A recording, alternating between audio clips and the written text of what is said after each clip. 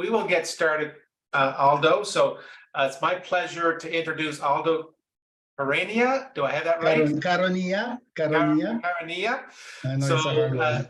Aldo is the Director of Sales for North America for Michelangelo International Travel. So Aldo, why don't you tell us a little bit about Michelangelo Travel? Yes, thank you for the opportunity. So Michelangelo International Travel is a ground operator based in Italy that focuses on organizing for tour operators group tours.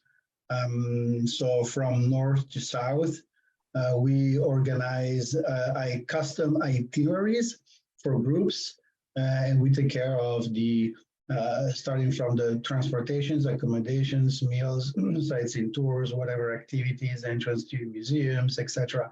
So pretty much everything besides the flight portion. That's what we organize, and we're a B2B company, so we work as a wholesaler only to with other tour operator on their behalf as a private label company. And so we had the pleasure to work with Target Tour on this itinerary and to create it based on their specifications and the need of these travelers. And this is a very nice, beautiful itinerary that will cover the classic destinations, but at the same time we'll try to give a little flair and the opportunity to touch the local culture. And this is what people are looking for when they travel, especially to Italy. But again, for first-time traveler, this is really an amazing package that I believe we put together. So I really urge people just to take advantage of this tour. Italy is right now one of the top destinations really in the world as far as tourists. And I mean, it's for a reason. I mean, it's such a beautiful country. These cities are amazing. We can even call this tour like a UNESCO World Heritage Site tours because we're going to touch so many of them. So this is really not only a tour of Italy, but this is a UNESCO World Heritage Sites itinerary. This is really one of the top destinations in the world that you're going to visit here. So it's something that I think you should not be missing because it's going to be an experience. Yeah, it's certainly. I mean, back in 2014, almost 10 years ago, was our first international group, and we did this very itinerary. We did 7 days Italy land, plus we did the Eastern Mediterranean cruise with different stops than what we've got this trip. But it was our first international group. We remember traveling vividly with 50 passengers, and it was an exciting trip. And you're right, like UNESCO heritage sites, everywhere you go almost you're going to find the history and the culture.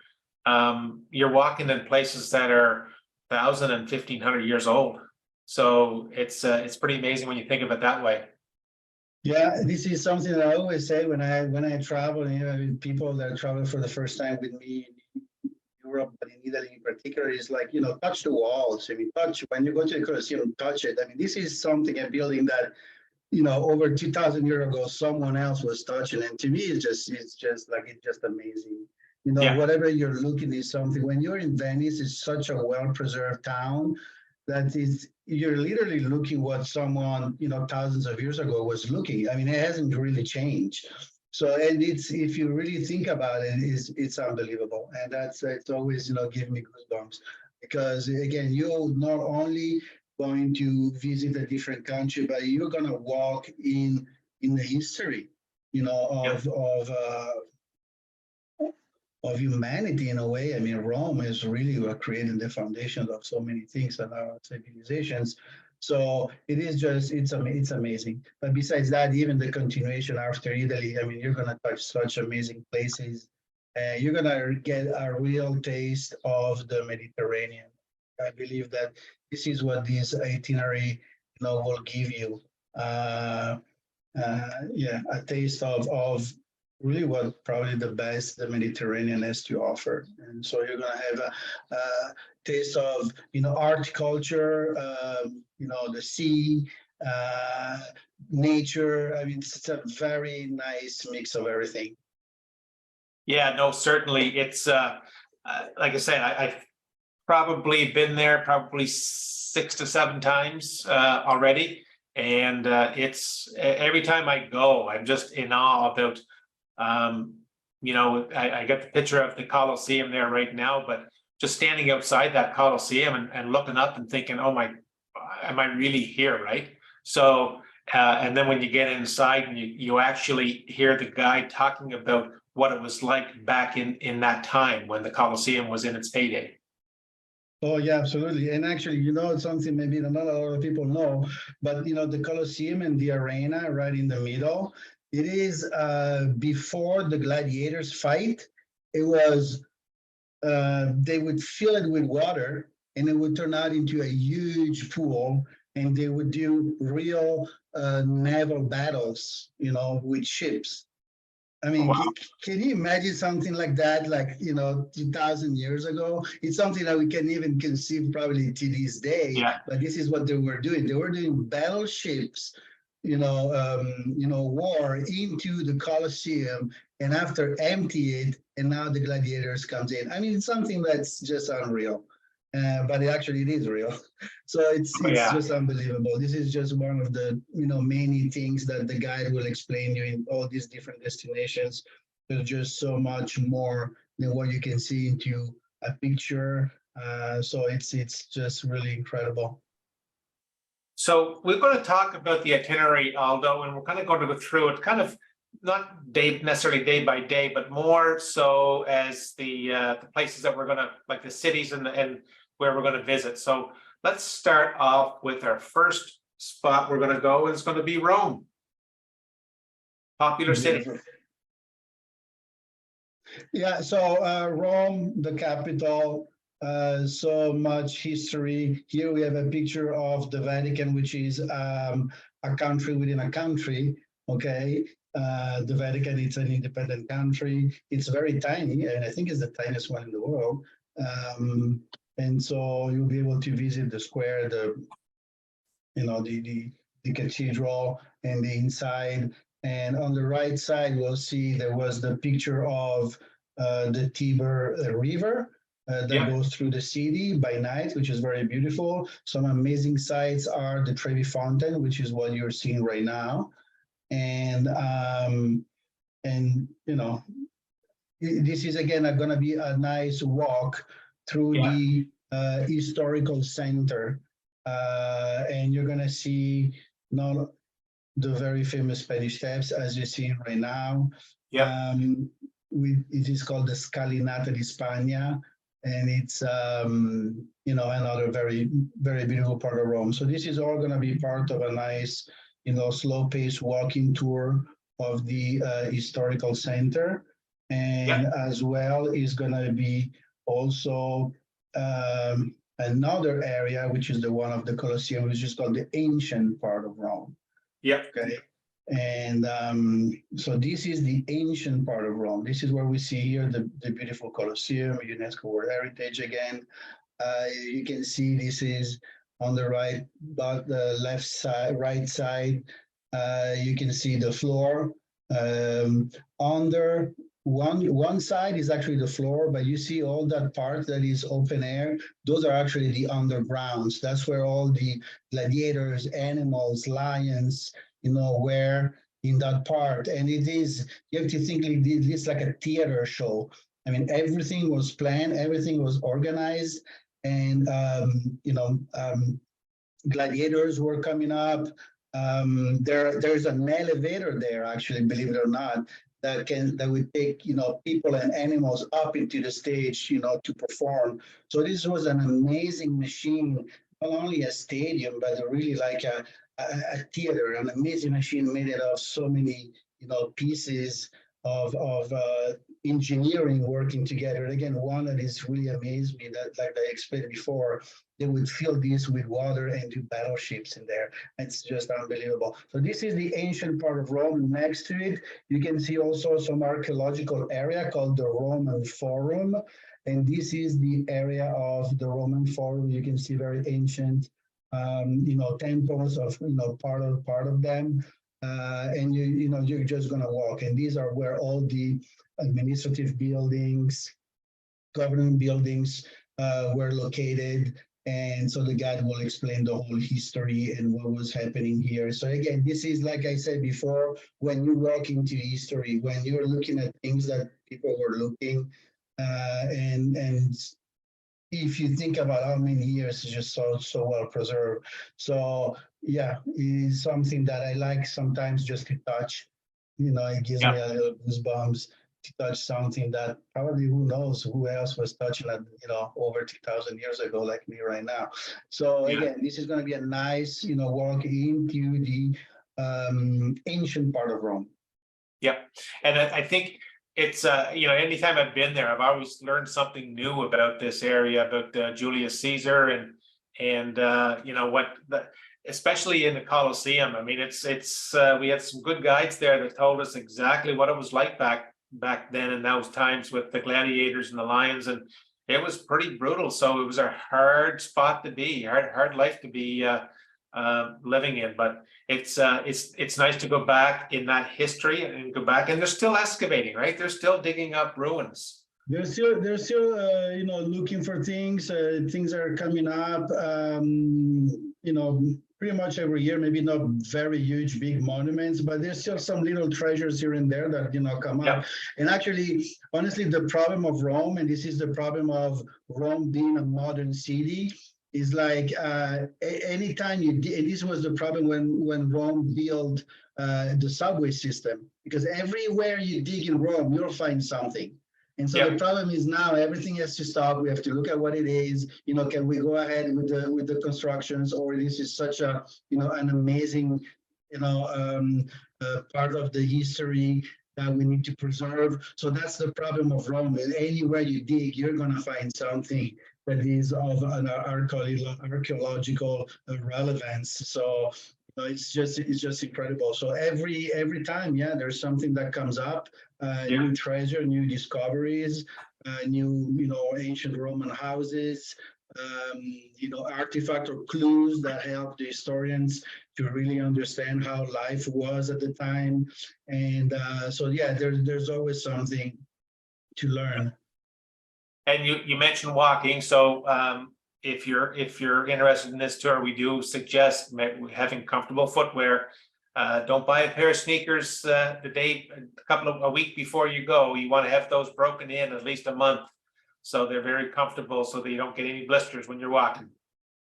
Yeah, again, I mean, there is a nice walk, but however, I mean, it's not really a hiking tour, so don't think of that. It's also gonna be like a normal walk. I mean, we're not gonna start running from one place to the other, so there's gonna be a decent slow pace. But yeah, for sure, that's the nature of the city. I mean, the historical center, like any big cities now in Europe, they're trying to close it more and more to traffic, to preserve the area and make it more enjoyable. So a lot of the areas are just walking areas.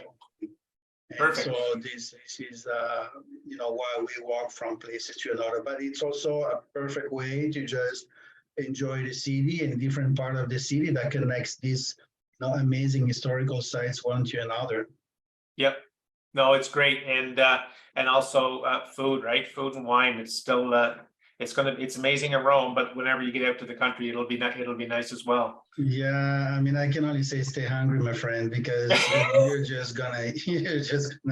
It's gonna be hard. Definitely gonna miss is would be food. Okay, so there's gonna be a lot of different things, and I want this itinerary. Actually, now that you mentioned this, we can even call it like a culinary experience, because the beauty of Italy is that, but Europe in general, is that every town that you're going to discover has its own cuisine. So it's not really the same thing. You're going to change. It's going to be, again, now we have a classical sightseeing tour, we have a UNESCO tour, but now we have also a culinary tour. So it's just a mix of a lot of things. You're going to enjoy the Roman specialties, you're going to enjoy the Venetian specialties, and so on. And so Mediterranean. So every town has its own specialty, has its own food. And I try to be brave and explore and go for, the local specialties as much as possible. Yeah, no, exactly. And I mean, we always, because we're experienced, we always try the gelato wherever we go to make sure it tastes great, right? So Yes, and as far as gelato, a little tip. There, you're gonna find gelateria, which is the place where you buy gelato store, ice cream store, and they're gonna be everywhere. I mean, at every corner. But the little tip to really understand if it's like a genuine, fresh, natural ice cream is when you see, those ice cream display with a mountain of ice cream like this on top of the container that it goes really hot like this, and those are really not the greatest, quality type of ice creams, and I would stay away from those. So try, if you see that, stay away and try to yeah, buy the ones that are more like have a natural, up. I don't know how to explain it, yeah, okay? But those that really go up like this, they look like a mousse. They look like they're raised, like a bread that is rising. yeah, That those are stay away. Those are not really good. They have more artificial ingredients in there. They're not really fully natural. So try to go for the ones that are totally the opposite of that. Or if they say like natural, really ice cream, those are going to yeah. be the best one that will guarantee you a fantastic experience. Perfect. So we're going to move a little bit. So we're done of Rome, and we're going to go to our next spot, which is going to be on our way to Montecatini. We're going to stop in Orvieto, and this little hill town. What can you tell us about that? Well, as you can see from the picture now, from the big city, ancient city of Rome, we're going to venture into the countryside of Italy.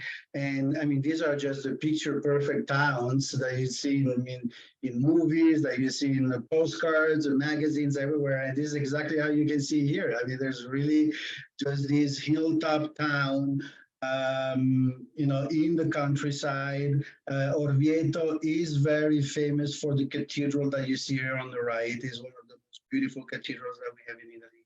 And so Yeah, you're gonna have again beautiful views of the surrounding countryside, and it's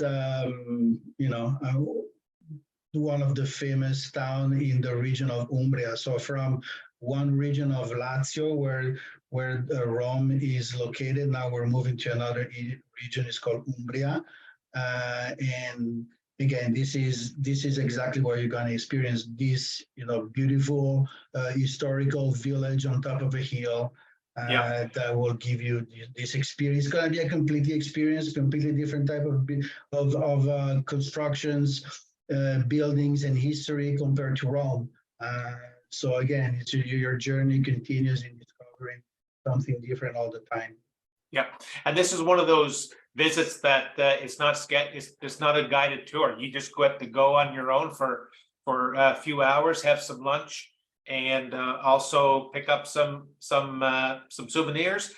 Wine, you can get a bottle of wine here for €4, and it's good wine. So this is it's a great little visit, and it kind of, Rome is the big city, and you're in a big city. But once you get out into the countryside, this is Tuscany. This is where you're going to feel like this is really Italy. Absolutely, and since you mentioned culture, and I mentioned that this is also like a culinary, journey. One of the different type of journeys that we have in this single itinerary. You're gonna try different cuisine. The Umbria cuisine is different. Orvieto has its own specialties. So again, this your journey continues. So try to get the local wines. Rome has its local wines. They come mostly from the castle area on the outskirts. They're white wines. And Umbria is also their own wine. So try every time to go for the local specialties, the local wines and the local food. Yep. So our next stop, after Orvieto, we're going to stop in Montecatini, and this is kind of our home base for a few nights. So we get to spend a night, 2 nights in Rome, and then we go up into Montecatini, and we get to spend 3 nights. So this is will be our spot where we can use as home base for our visits to the local area. So Montecatini term, it's kind of like a little city, but it's quite quaint.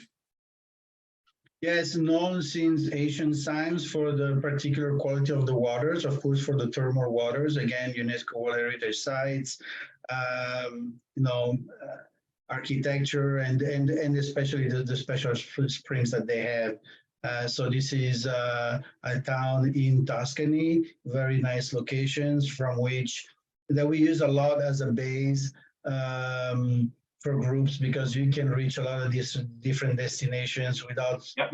being on the bus for hours and hours. So it's very nice and strategically located. Yep. So all these towns, again, just I'm talking a little bit about transportations. In this itinerary, you're not going to spend too many hours traveling from one place to another. So we try, to pick this town in such a way that the time that you will spend on the bus is going to be as little as possible, even if from the bus, I believe you have very nice view, and you'll see very beautiful countryside as well. Yep. So it's not going to be a total waste time and too boring. Actually, it can be very pleasant. No, it won't be boring. You're going to see a lot of good landscape, a lot of garden centers along the road. So it's neat. So our first stop, Aldo, for a day the next day after we get to Montecatini. So we're going to visit Pisa. So of course the famous Leaning Tower. Famous Leaning Tower, again, not too long of a ride from Montecatini to Pisa. You arrive in Pisa, of course we're gonna go into the Piazza dei Miracoli, the Miracle Square, where the Leaning Tower of Pisa is located, and great photo opportunities, of course. But not only the tower is beautiful. You will see once you walk into this big square with the great green grass and the white of the buildings. There's also a cathedral, nearby. There are three nice buildings, one next to each other. Which one is, of course, the Leaning Tower is just a great different type of squares that you have in mind. To me, it's just the contrast of the white and the green of the grass is just amazing. Leaning Tower, of course, is one of the top main attractions of things that you can see. When you see it for real, you really think, oh, wow, this is really leaning. Because from pictures, you don't really get quite the idea. But once you're there, it's kind of impressive. Yep. And so we leave Pisa and we spend an afternoon in Lucca, my favorite city. Yeah, Lucca is so nice. As you can see, Lucca is like this town here, the historical center with all the walls all around, very well preserved, a beautiful round shape square in the middle, like oval round shape square in the middle. One of the most, beautiful and so well preserved towns in Tuscany.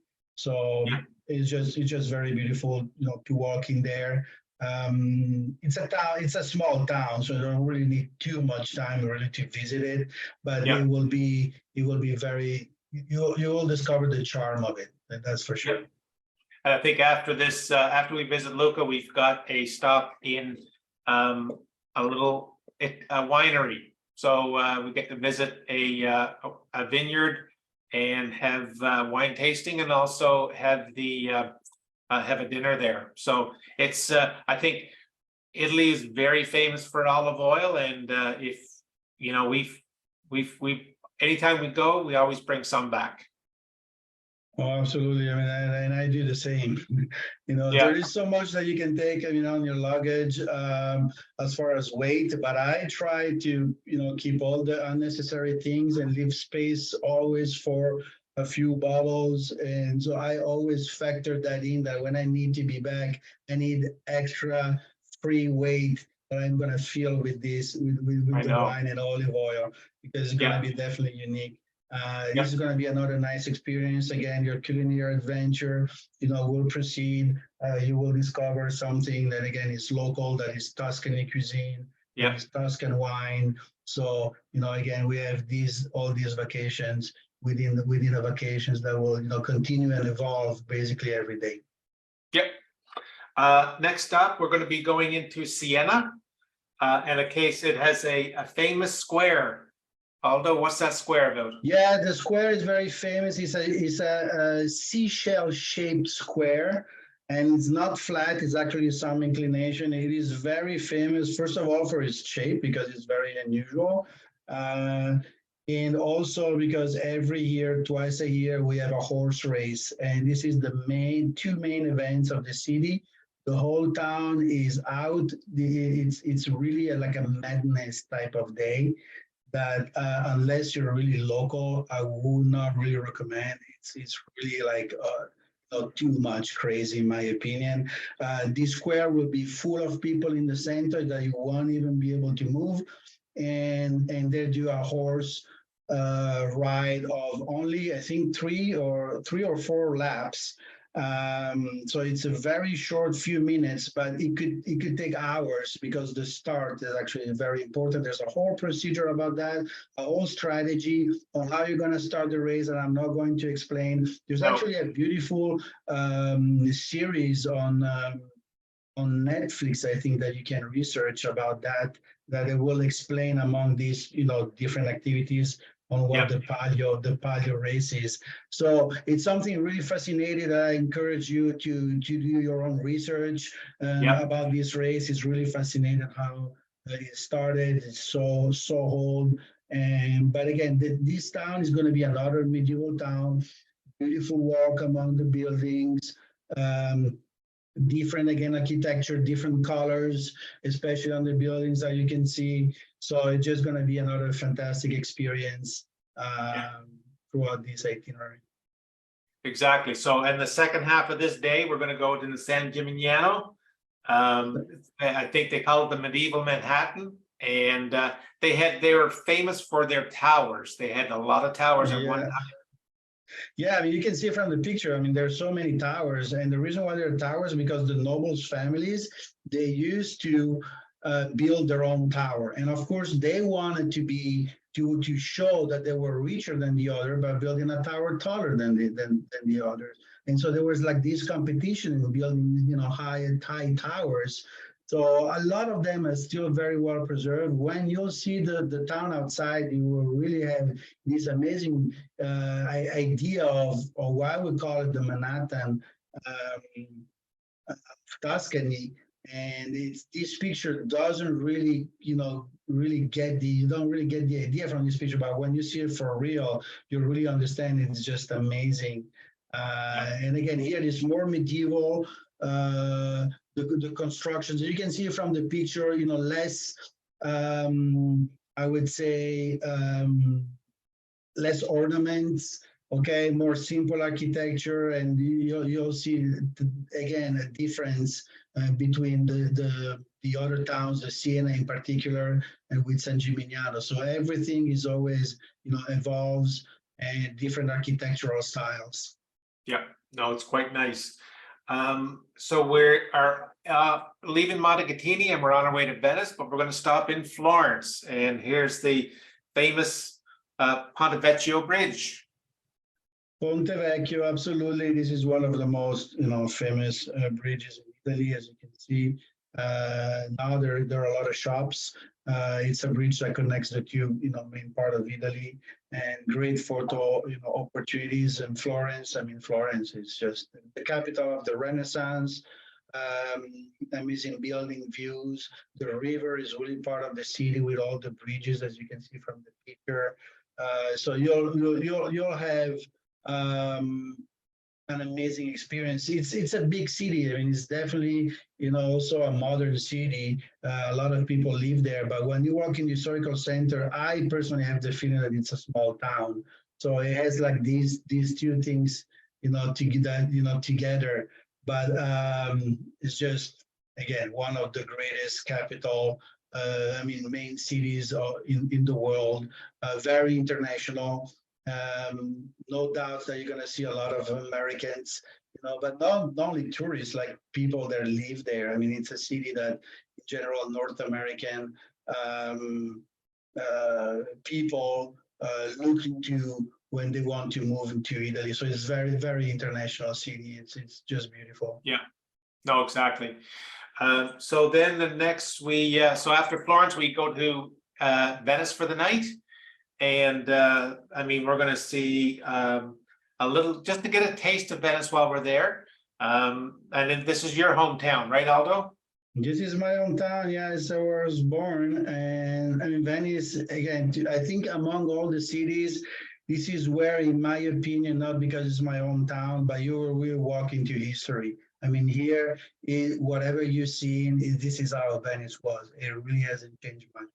Besides, a lot of shops. But if you look at the buildings, I mean, this is how it was, and so well preserved. The colors, the architecture is totally different. I mean, nothing to compare with what you've seen before.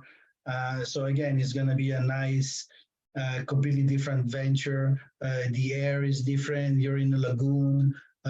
So there's just a lot of different things about Venice. How people talk is totally different. And so it's just going to be a completely different experience. It's going to be amazing. I mean, I don't think there's anything in the world that you can compare to Venice. So this is one of the top destinations that people want to go and visit, just because it's so unique. There's only one in the world. There's nothing going to be anything like that. No, it's very unique, and we're excited to have our group staying in Venice, right on the island, so you can explore in the evening on your own. And you're fine when you're there. Like, there's tourists will be there during the day, and then in the evenings they kind of go off into their own places on the mainland or the cruise ship, and we get to stay there for a night. Yeah, so it's going to be the end of this little part of the journey for the trip, but it's going to be definitely be something amazing. I mean, Venice is just special. There's nothing like it. So Aldo, this is kind of where I'm coming in now. So we've after we finish our land portion, we're going to be going on the Celebrity Constellation, and this is a nice ship. It's built in 2001, but refurbished in 2013, so a little over 10 years ago.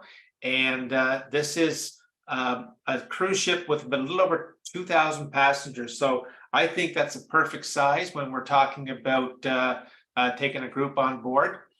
You can see there the prices, balcony from $74.15, but what you get when you're on board is you're going to get all the meals, excluding the specialty restaurants, but you get your meals, your entertainment, your gratuities are included, complimentary drink package. So that's, and then also complimentary Wi-Fi on board. So you can start posting your pictures on Facebook or Instagram of showing that you're having a great time.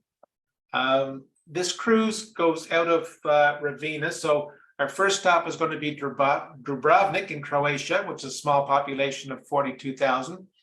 And it's one of the most prominent tourist destinations in the Mediterranean. And this is on the Adriatic. Beautiful spot. You're going to get so that lower picture there is right the downtown during the night. But it's an amazing town. I don't know if you've been there, Aldo. Yes, I've been there, and again, this will give you. You can see a little bit, the influence of the Venice architecture. I mean, these areas were part of the Venetian Republic, and you can see from the buildings, even on these pictures, that there's similarities. So there's going to be everything going to be a little connected in a way. But small town, beautiful Croatia is superb. And again, another UNESCO heritage sites or UNESCO trip, will also in this part of Europe, a very Mediterranean city. I mean, just beautiful. Perfect. So our next stop is going to be in Kotar in Montenegro. And of course, this is a coastal town, kind of located in a secluded part in the Bay of Kotar, but small population of little over 13,000. And it's really going to be kind of a coastal town that you get, and you can see those pictures of coming in with the mountain ranges, with the ship sailing in there. So it's going to be something you'll look forward to. And our next stop, we're going to go into Corfu in Greece, and of course you'll see this is an island off Greece, which is the northwestern coast in the Ionian Sea, and it's another spot that will be a first for Target Tours being there. And of course, Corfu is the home of the Ionian University. And our last stop on this 7-day cruise is going to be one back in Italy. We're going to be going to Naples. And what's your famous part of Naples, Aldo? Well, Naples, it would be actually the picture on the top, right side. And that's it's called Spacca Napoli. And it's this road that really, Spacca means like break, Naples. So it's this road that really divides the city in two. And you'll find so many, nice and little pizzerias in there. Again, World UNESCO Heritage Sites. The particularity, you're most likely going to see this town still celebrating and totally in feast because the Naples soccer team won the championship this year. Oh, really? After, I want to say 23 years or something like that. I mean, so they celebrate, I think they're still celebrating. I mean, this happens, they won technically, mathematically 2 weeks ago, and celebration is still going on. And I think they're so passionate about soccer and the team that once you'll be there, there's still going to be a lot of celebrations, a lot of blue stuff, blue shirt, because that's the jersey of the town. So it's going to be crazy. But again, a nice city full of archaeological sites by in the Mediterranean, beautiful bay, and yeah, I mean the birthplace of pizza. So that's what I was going to say. Birthplace of pizza. That's thank God for Naples. you can't go wrong. Especially when you buy a pizza for like 3 or 4 euros, which I mean, like, let's say like less than $5. You'll just buy a pizza.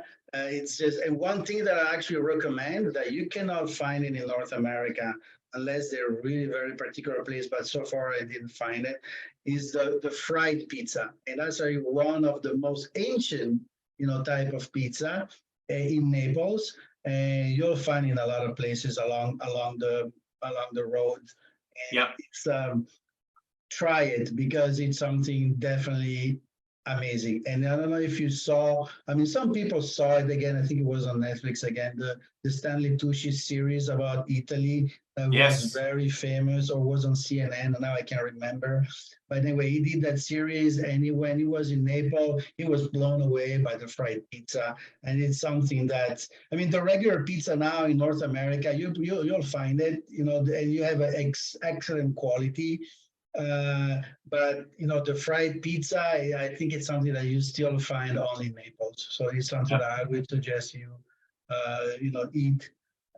But I mean, try it. Of course, since you're there, just try the pizza as well. When I went there with my son, that was like 2 years ago, in the summer for a little summer vacations. We had a pizza tasting. I mean, we're both crazy about pizza, and we had 4 pizzas. Because but we wanted to try which one is the best one. So, see, pizza there is very simple. Napolitan pizza, it's cheese and tomatoes and basil, or the marinara. I mean, it's just very simple. You're not gonna find too many ingredients. So it's actually something that you can really eat. I mean, we went a little over the top. I mean, 4 is kind of a lot. But anyway, it's something that you should try. And again, I suggest try the fried one.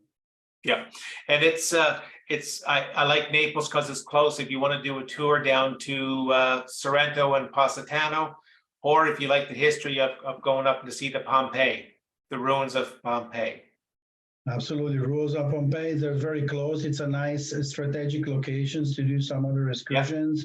I mean, the Pompeii, another World Heritage Site, and if you see how well preserved the town is, despite the fact that I got buried under the ashes, over 2,000 years ago, is just another amazing place that you'd say, I like to, the one that I like to touch. Exactly. So Aldo, we're at the end of our presentation. So what I'm going to do is check and see if there's anybody that has any questions. This is, we absolutely love Naples. But I guess what I'd like to, while we're waiting for some questions coming in,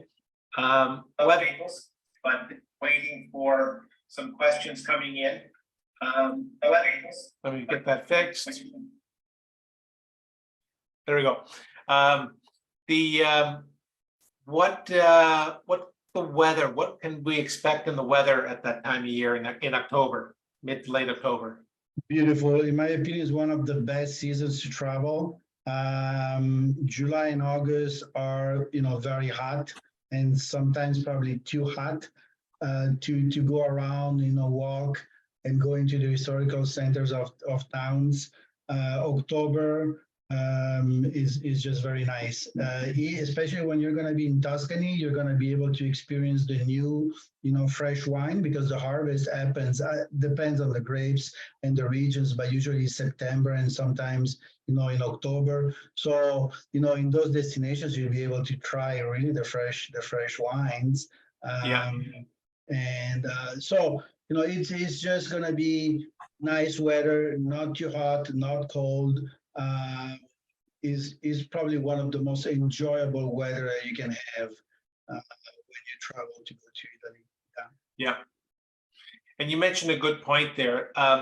There's a lot of wines that are used locally and so locally. And I think the one thing that I found is that when I drank wine in Italy, I never had a headache. Yeah. So it was so fresh. No, absolutely. I think there's, probably different ways of cultivating the grapes, but or producing the wine. They have different regulations. But yeah, I mean, it's one of the particularity, and you're going to be able to experience these, nice local wines. Very small production in general, and we call them table wines. We call vini da tavola. Very local productions. Maybe not very famous big names, but wines that are produced locally within the community. Every town, not every town, but the majority of towns in Italy, they have these co-op basically. So all the local producers, they get together with the grapes and they produce like their local own town wine. Sometimes if the town is big, it's like the wine of that town, or gets distributed into the region. But anyway, they're really definitely local, very local production. Simple wines. I mean, they're not wines that you're going to see in Wine Spectators for sure, but these are wines that are unique. I mean, wines that you can drink only there. Just because there are these small local productions.